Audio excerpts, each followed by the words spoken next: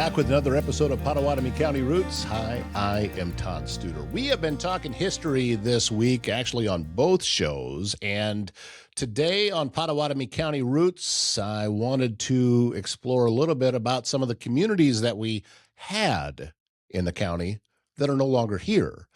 And that is going to be the subject today. By the way, if you didn't catch Council Bluffs today earlier, we talked about the history of Amelia Bloomer.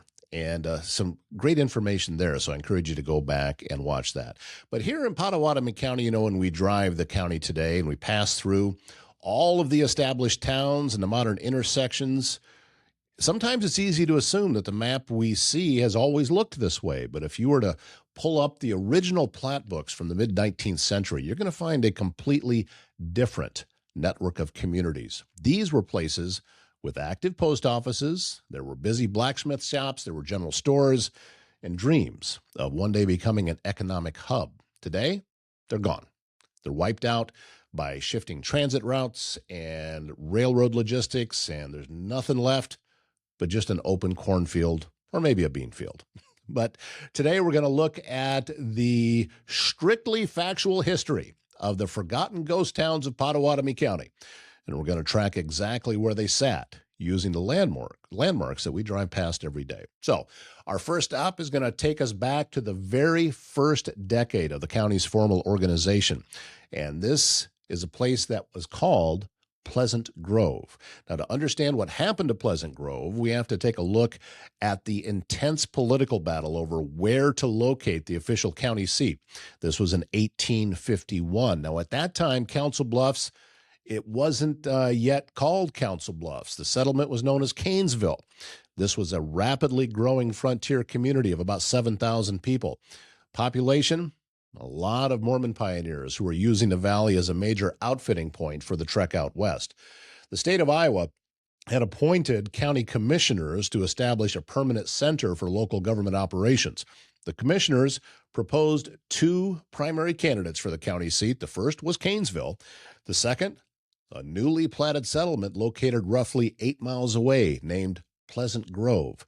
So if you want to find where Pleasant Grove sat using modern landmarks, you just have to look northeast of Council Bluffs city limits. Now, according to historical newspaper records from that time, it sat on the south side of Big Mosquito Creek, about 5 miles away from the historic Indian Mill. Today, that exact territory places the ghost town right in the heart of Garner Township. So if you were to drive today just past the eastern edges of Council Bluffs towards the rural fields along Mosquito Creek, you'd be standing right where the county commissioners wanted to build our local government center. The commissioners wanted to give the local citizens a direct democratic choice, so they scheduled a formal county-wide election for April 7th, 1851. If Pleasant Grove had won that vote, the entire political, legal, and geographic development of Pottawattamie County would have shifted away from the Missouri River Valley and directly into those interior prairie fields. But when the ballots were officially counted, the result, it was a total landslide. The rapidly growing population base in Canesville overwhelmed the rural vote, and records show that all but 7 votes in the entire county were cast in favor of Canesville. Because of that single election, Canesville secured the courthouse, changed its name to Council Bluffs less than 2 years later, and became the urban center of the region. Pleasant Grove, having lost its bid for political relevance, failed to attract merchants or permanent residents. Its plat maps were abandoned. Its planned streets were never graded, and the entire site eventually reverted back to farm ground, leaving it as the county's very first political ghost town. Service Master Restore by Schmader knows it can be hard to get things back to normal when you've suffered serious property damage due to flooding, fire, or smoke, and that can oftentimes lead to mold, and you may be left with all sorts of questions about how to get your home or business back to normal. It's easy. You give Cindy Schmader a call with Service Master Restore by Schmader. Her phone number, 402-339-9911. Primrose Retirement Community in Council Bluffs believes home should be a place of comfort, connection, and care. From personalized support to engaging daily activities, everything they do is designed to help residents live fully and confidently. At Primrose, That's their priority, to put the quality of their residents' care and daily needs at the top of their list each day and every day. It's not just about where you live, it's about how you live. Learn more about life at Primrose by going to primroseretirement.com and then contact Jamie Bush at Primrose and discover a place that truly puts people first. As the 1850s progressed, the survival of any new settlement in Pottawattamie County depended completely on two factors: water for milling and proximity to major wagon roads. This brings us to our second forgotten community, an historic hamlet known simply as Newtown. Newtown was officially laid out in 1856, and it was situated in the southeastern portion, section 21, within Knox Township. So to anchor this precisely to a modern landmark, the lost town site of Newtown sits just over 1 mile southwest of the present-day city of Avoca. The town was established right along the path of the old Ballard Road, which was the primary early transit route running northeasterly out of Council Bluffs, passed right through 8 Mile Grove, and cut a straight line across the northern half of the county toward Audubon County. In the earliest days, Newtown was a highly promising frontier stop. It featured a local country schoolhouse. It sat right next to an early settlement node known as Wooster. For nearly 15 years, Newtown served as a reliable geographic anchor for early settlers that were breaking the prairie sod in Knox Township. But in the late 1860s, the modern world arrived in the form of steam engines, and the engineers mapping out the Chicago, Rock Island, and Pacific Railroad began laying iron tracks across Iowa. When the railroad lines were finalized, the tracks, they completely bypassed Newtown, and they laid a new line just a short distance to the northeast. In the spring of 1869, a new town site was platted right along the railroad tracks, which became the city of Avoca that we know today. The economic gravity of the railroad, this was absolute. Merchants in Newtown realized that if they stayed by the old wagon road, their businesses would die. So over the next 2 years, there was this incredible migration taking place. So instead of letting their buildings rot, residents of Newtown physically dismantled their homes and stores and structures, loaded them onto heavy wagons, and hauled them northeast across the prairie landscape to reestablish them alongside the train tracks in Avoca. Even the historic Newtown Country School was eventually moved. Today, if you travel southwest out of Avoca along the path of the old stage road, the original town site of Newtown, it's completely empty farm ground. Its memory is preserved by the local Newtown Avoca Historical Society, which chose to keep the ghost town's name alive in their organization. While railroads created ghost towns by bypassing them, early stagecoach lines created distinct crossroad communities that burned brightly before fading away. This is the exact history of our third location, Taylor Station. Taylor Station was located in the central part of Washington Township. To find it on a map today, you have to look directly between the towns of Trainer and Carson. So if you were to drive out to the rural space right between Trainer and Carson, you'd be passing right through the original land holdings of a pioneer named Pleasant Taylor. Taylor was a true early traveler, and he arrived in Pottawattamie County in 1850. He originally settled in Silver Creek Township, making him historically recorded as the very first non-Mormon or Gentile settler to establish a permanent homestead along the pioneer communities back in that specific vicinity.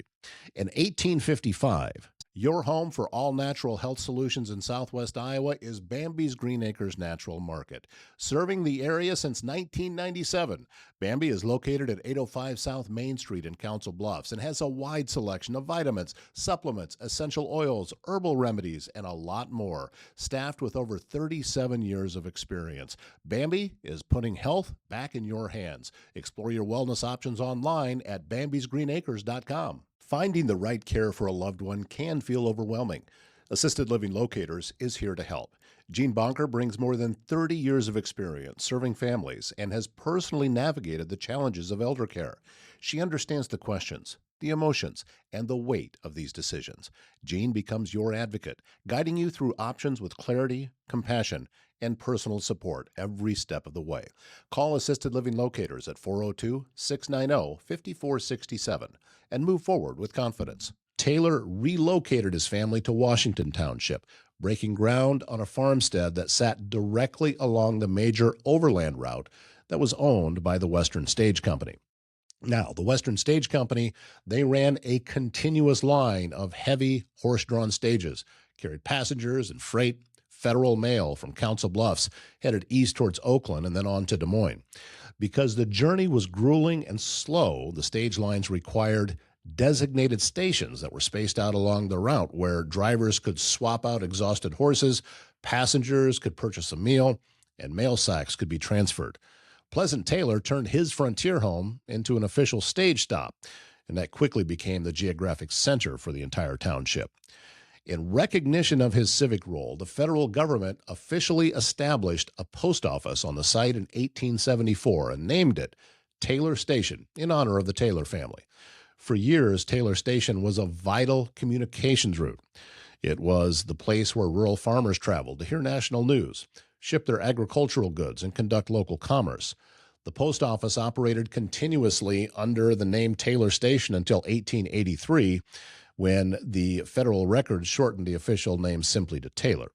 But just like Newtown before it, Taylor Station couldn't compete with the changing evolution of American transportation, as the stagecoach lines were completely replaced by the faster, high-capacity networks of all of those railroad lines throughout the late 19th and early 20th centuries.